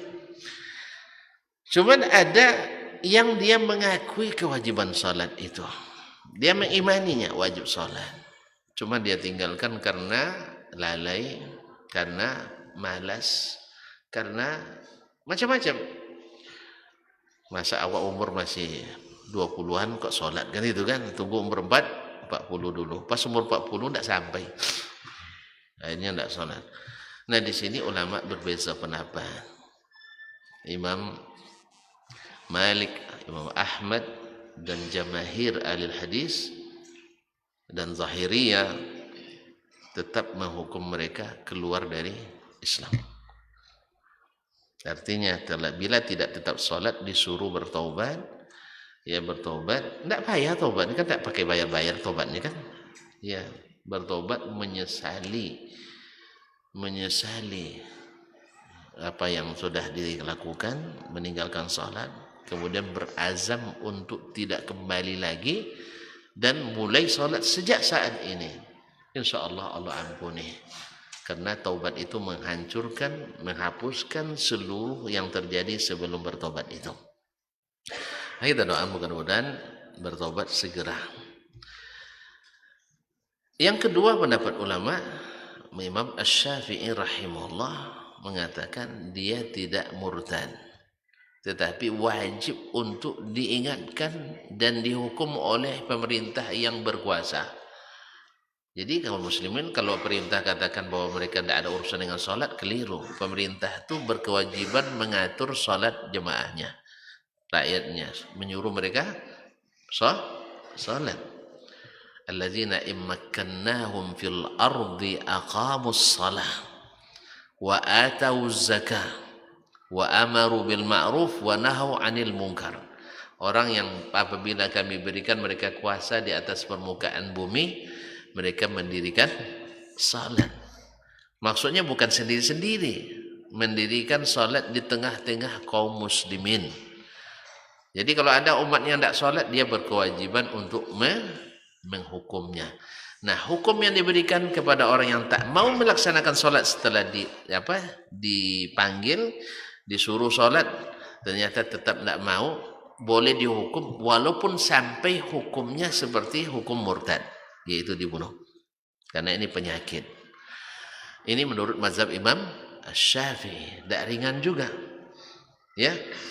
Kemudian mazhab Imam Abu Hanifah rahimahullah sama dengan Imam Syafi'i tidak dihukum kafir. Karena dia bersyahadat tadi. Orang yang masuk Islam dengan yakin tak dikeluarkan dari Islam kecuali dengan yakin pula. Dia tidak ngaku kafir dia, tapi tidak mau sholat, maka tidak kita keluarkan dari Islam karena dia masih mengakui itu. Oleh sebab itu, tapi kata Imam Hanifah juga wajib diingatkan oleh pemerintah dan wajib untuk dihukum kalau tidak mau bertobat, tapi tidak sampai dibunuh. Dicambuk boleh, diturunkan pangkat boleh, atau diberhentikan sebagai PNS. Makanya kalau di Arab Saudi yang berlaku hukum Islam, ya, mereka syaratkan bagi calon PNS wajib selalu dapat rekomendasi dari imam masjid. Nah, kalau boleh nak melamar tuh rajin dia ke masjid tuh. Nah, iya kan? Harus dapat rekomendasi dari imam masjid. Sebab yang tidak sholat berbahaya bagi kelangsungan masyarakat Islam. Oleh sebab itu sekali lagi kepada ibu yang bertanya, ajak selalu, jangan bosan, dan selalu mengingatkan. Dan ancaman tadi menurut saya, walaupun ya secara dalil pendapat yang mengatakan keluar dari Islam secara dalil lebih kuat, tapi pendapat Imam Asy-Syafi'i lebih hati-hati. Ya secara dalil pendapat Imam Malik, Al-Zahiri, Ahli Hadis, Imam Ahmad lebih kuat dalilnya dari Al-Quran dan Hadis. Tetapi dari sisi kehati-hatian pendapat Imam Asy-Syafi'i dan Imam Abu Hanifah lebih hati-hati. Karena tidak menghukum mereka kafir, tapi wajib untuk ditegur dan wajib untuk dihukum. Yang ketiga, apakah permintaan atau memaksanya dengan ancaman cerai itu sudah pada tempatnya memang. Karena tidak ada kebaikan pada seorang yang tidak sholat. Tidak ada kebaikan bagi istrinya, ada kebaikan bagi anak-anaknya. Tetapi tentu saja ibu-ibu jangan bosan untuk dan tetap sabar, dan kalau bisa dengan cara jangan berikan haknya. Sebelum abang sholat saya tidak akan berikan hak. Apa haknya? Jangan disebutkan, bahaya. Ini kan untuk 18 tahun ke atas. Jangan berikan haknya. Nah, kalau tetap dia tidak mau juga, berarti dia tak cinta lagi sama kita. Untuk apa? Sudah kepada Allah tidak cinta, pada kita tidak cinta. Maka katakan selamat tinggal, dan semoga Allah berikan ganti yang lebih baik. Tapi dalam tahap ini bersabar, berdoa, mohon kepada Allah SWT berikan hidayah. Ya, sabar tak ada batasnya lah. Sabar tidak ada batasnya. Tapi harus disegerakan masalah ini penyelesaiannya. Wallahu taala alam. Jazakallahu khairan atas jawabannya. Pertanyaan selanjutnya. Assalamualaikum warahmatullahi wabarakatuh. Waalaikumsalam warahmatullahi wabarakatuh. Apakah kita menyumbang melalui jasa bank termasuk riba? Menyumbang dalam bentuk apa misalnya? Tidak ada jalan kecuali jalan itu, dan kita tidak melakukan transaksi riba, insya Allah tidak riba. Tapi kalau ada transaksi riba di dalamnya, ya seperti jadi akad satu dalam dua akad misalnya, tidak boleh. Atau misalnya tapi karena ini kan lewat saja ya, sifat hanya lewat, insya Allah tidak termasuk riba. Tapi kalau ada solusi bank syariah, kenapa melalui bank konvensional? Karena kita juga harus menyegerakan untuk menuntaskan, jangan sampai ada lagi bank konvensional. Karena dengan bank riba itu tak akan maju ekonomi, tidak ada barokahnya, banyak tapi tak nampak. Kita kan kaya raya kita. Kalau jujur kita, mana yang lebih kaya kita dari negara-negara Arab tuh? Mana lebih kaya? Kaya kita. Mereka untuk menanam perlu biaya untuk mengangkutkan air. Ya kan? Untuk mandi perlu biaya untuk menyuling air. Kalau kita mandi berceburin langsung semuanya. Ya tak? Semuanya. Di atas minyak, di bawah minyak. Di atas minyak sawit, di bawah minyak tanah, minyak bumi. Kemudian emas berapa banyaknya, cuma tidak barokah. Apa sebab? Kita utangnya berbunga, sehingga yang diansur bunganya terus, batang tak pernah teransur. Kalau sebab itu menyelamatkan negeri ini dari kungkungan riba itu adalah syarat untuk keberkahan negeri. Wallahu a'lam. Satu lagi yang untuk pertanyaan terakhir. Assalamualaikum warahmatullahi wabarakatuh. Waalaikumsalam warahmatullahi wabarakatuh. Kita sudah belajar ngaji sunnah tapi belum melaksanakannya. 5 waktu sholat juga bolong-bolong, kadang sering maksiat, sudah tahu haram masih dilakukan, padahal kajian tiap pekan. Apakah ini futur atau hilangnya hidayah atau hati yang keras? Bagaimana caranya agar iman kokoh selain berdoa? Barakallahu fiik. Iman memang fluktuatif, naik dan turun. Nah, kalau antum tahu itu, ya di saat kita kurang, tentu kita perlu dicas. Dan tempat casnya adalah majelis-majelis ilmu. Berteman dengan yang membawa kita taat. Bukan hanya berdoa dah. Awak doa tapi di kasino duduk mana masuk? Oh, doa tapi dia karaoke. Mana makbul doa di karaoke habis itu menari kita. Ya kan, kita mulai acara konser kita dengan doa doa pembukaan kan. Dipimpin oleh seorang kiai. Doa habis itu joget-joget campur laki-laki perempuan. Masuk kan enggak kan? Jadi harus serius. Tadilah katanya sudah ngaji, berarti harus kelompok yang sudah ngaji. Ya kalau dengan orang ngaji, orang ngaji gitu juga Ustaz katanya, nipunya bahasa asap juga katanya, ghibahnya macam-macam. Cari kelompok yang tidak ghibah. Ya karena dari sebanyak itu orang ngaji masa ghibah semua? Enggak semua kan. Masa sebanyak itu orang penipu semua? Enggak. Ada personal yang maftun, menurut istilah syar'inya. Orang ini maftun artinya dia tahu tapi belum bisa meninggalkan. Dia tahu itu dosa tapi belum bisa meninggalkan. Dengan banyak sebab. Satu tadi, kelalaian diri.